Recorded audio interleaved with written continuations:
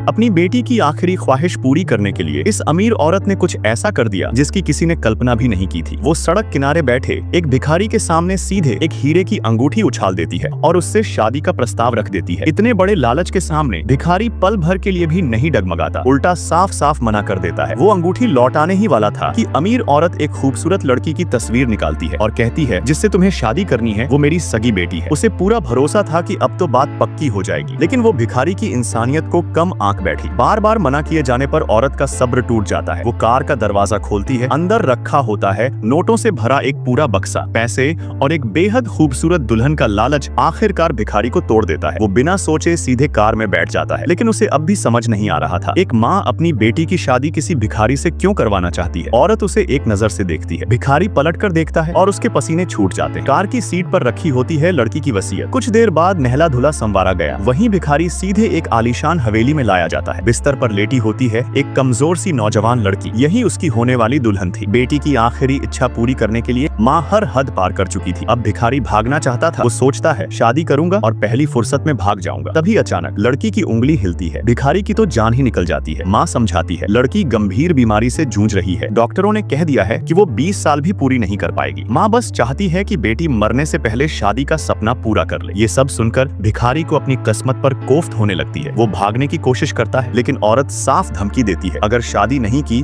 तो जिंदा बाहर नहीं जाओगे, और दरवाजे को ताला लगवा देती है। भिखारी गालियां बकता रहता है, लेकिन कोई सुनने वाला नहीं। माँ शादी की तारीख अगली सुबह तय कर देती है। जब लड़की होश में आती है तो बिना किसी झिझक सीधे हाथ आगे बढ़ा देती है और उससे प्रपोज करने को कहती है। ये पूरा परिवार पागलपन की हद पार कर चुका था। भिखारी सच कबूल करता है, मैं कोई दूल्हा नहीं, मैं तो पैसे लेकर आया एक भिखारी हूँ। लेकिन लड़की को ना उसकी हैसियत से फर्क पड़ता है, ना उसके सच से। उसके लिए शादी ही सब कुछ थी। आखिरकार भिखारी मौका देखकर तीसरी मंजिल की खिड़की खोलता है। लड़की की गुहार को नजरअंदाज करते हुए वो नीचे कूद जाता है, लेकिन उसे क्या पता था जिस लड़की से उसकी बस एक मुलाकात हुई थी वो भी उसके पीछे कूद पड़ेगी।